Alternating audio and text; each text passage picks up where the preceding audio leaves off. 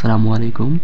আজকে আমরা 2024 সালে সিলেট বোর্ডে আসা একটি সৃজনশীল প্রশ্ন সমাধান করব ফিজিক্সের এইচএসসি। তো চ্যাপ্টার 8 থেকে এসেছে, পর্যাবৃত্ত গতি অধ্যায় থেকে এই সৃজনশীল প্রশ্নটি এসেছে 2024 সালে সিলেট বোর্ডে। এই প্রশ্নটি হচ্ছে, দেখো 2 কেজি ভরের একটি বস্তু, এখানে এম দিয়ে দিছে 2 কেজি, 20 সেন্টিমিটার বিস্তার, তার মানে বিস্তার এ দিয়ে দিছে, এ বিস্তার নিয়ে একটি সমীকরণ 5 সমীকরণ অনুসারে কম্পিত হচ্ছে। একটি সমীকরণ কম্পন শুরুর 2 সেকেন্ড পরে গতিশক্তি k1, কম্পন শুরুর 2 সেকেন্ড পরে গতিশক্তি k1 এবং 2.5 সেকেন্ড পরে গতিশক্তি k2 হয়। তো প্রথম প্রশ্নটি হচ্ছে বস্তুটি কম্পাঙ্ক নির্ণয় করো। আমরা যদি প্রথম প্রশ্নটি সমাধান করতে যাই তাহলে আমরা দেখতে পাচ্ছি বস্তুটি কম্পাঙ্ক কিন্তু আমাদের এই সমীকরণ থেকে নিতে হবে। আমাদের এই সমীকরণটি দেখেই মনে পড়ছে একটি বেবিকরণ সমীকরণ। আমরা বেবিকরণ সমীকরণটি কী ছিল? T square x divided by dt square plus omega square x is equal to 0। এই হচ্ছে পর্যাবৃত্ত গতি অধ্যায়ের বেবিকরণ সমীকরণ বা অন্তরক সমীকরণ। আমরা এই সমীকরণ থেকে এই সমীকরণের দিকে তাকাই। এই সমীকরণটি কি দেওয়া আছে সমীকরণটি 5 d square x divided by dt square plus 625 x is equal to 0।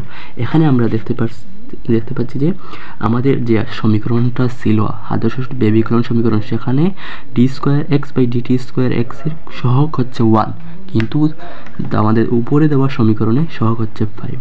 তো আমাদের এই 5টিকে 1 বানাতে হলে তো আমাদের 5 দ্বারা ভাগ করতে হবে। ভাগ করলে দাঁড়ায় আমার d square x divided by dt square plus 625 by 5, 625 ভাগ 5, 25 ভাগ 5 ও 125 এক্স ইজ ইকুয়াল টু 0। এখানে 125 হচ্ছে ওমেগা স্কোয়ার, তার মানে আমাদের ওমেগা স্কোয়ারের মান হচ্ছে 125। ওমেগার মান হবে √125। এখন আমাদেরকে বের করতে হবে বস্তুটি কম্পাঙ্ক। এটা হচ্ছে কৌণিক কম্পাঙ্ক, এই ওমেগা হচ্ছে কৌণিক কম্পাঙ্ক।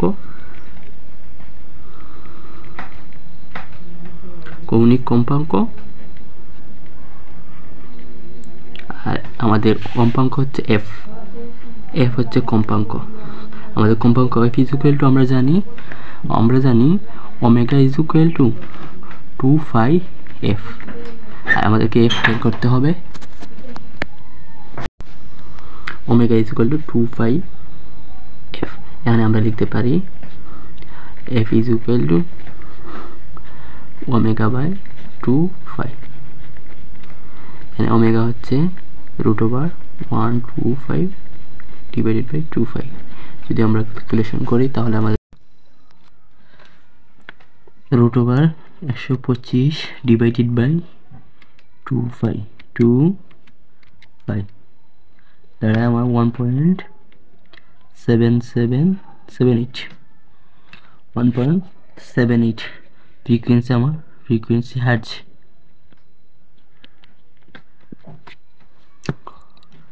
এই হলো গ নং প্রশ্নের সমাধান। আমাদের বস্তুটি কম্পাঙ্ক এত। এখানে আমাদেরকে পরবর্তী প্রশ্নের সমাধান। পরবর্তী গ নম্বর প্রশ্ন কি বলেছে? গ নম্বর প্রশ্নে বলেছে উদ্দীপকের k1 ও k2 এর মান। k1 কি ছিল? k1 ছিল k1 গতিশক্তি 2 সেকেন্ড পরে k1 গতিশক্তি, আর k2 হচ্ছে 2.5 সেকেন্ড পর k2 গতিশক্তি। একই হবে কিনা যাচাই করতে হবে। তো আমাদের কি করতে হবে? গতিশক্তি। আমরা জানি গতিশক্তি নির্ণয় সূত্র হচ্ছে কি E(k) is equal to half k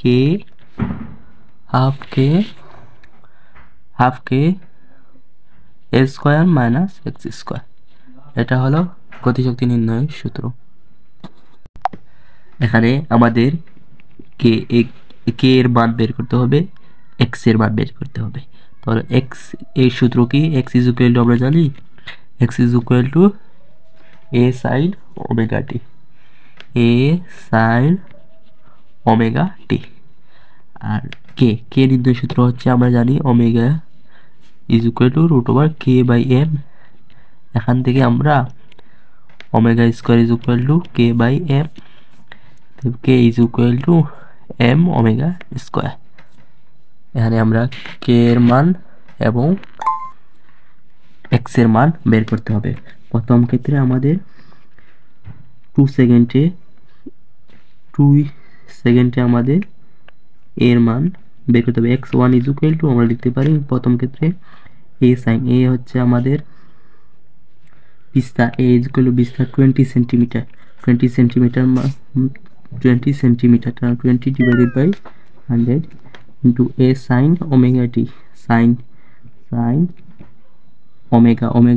omega হচ্ছে আমাদের কৌণিক কম্পাঙ্ক omega root over 125 divided into t প্রথম 2 সেকেন্ডে, কম্পন শুরু 2 সেকেন্ড পরে 2, অতএব a sin omega t to 20। তাহলে আমাদের দাঁড়ায় 0.2 sin root over 125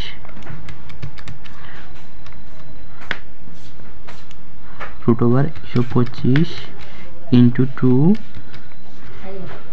sin into 0.2।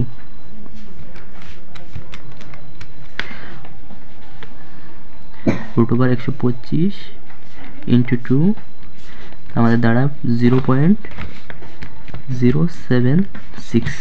তাহলে আমাদের x1 এর মান হচ্ছে 0.76।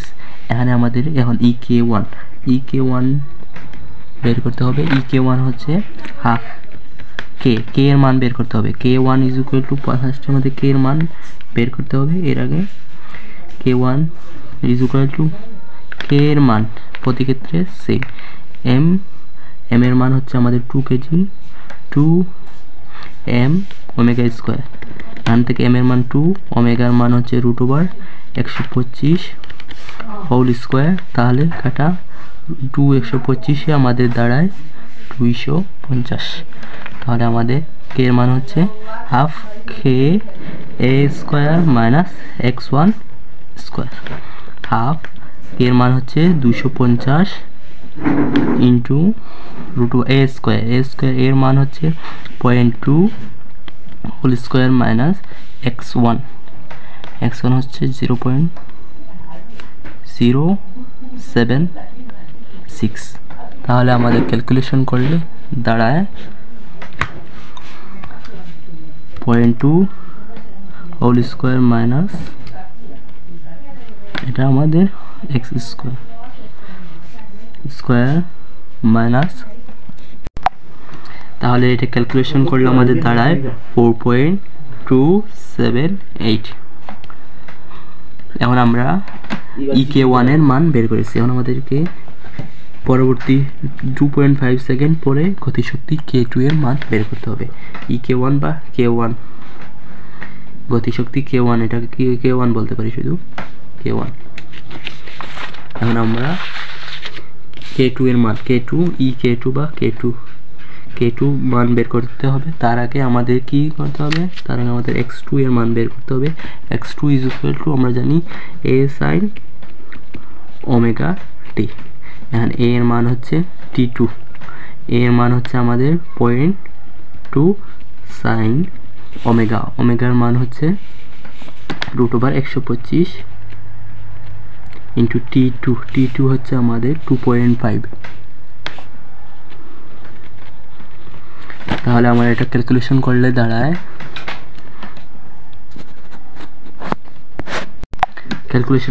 আমাদের 0.0937। এখানে এটা হচ্ছে আমাদের x2 এর মান। এখানে আমাদের k এর মান পেয়েছিলাম, k এর মান পেয়েছি 250।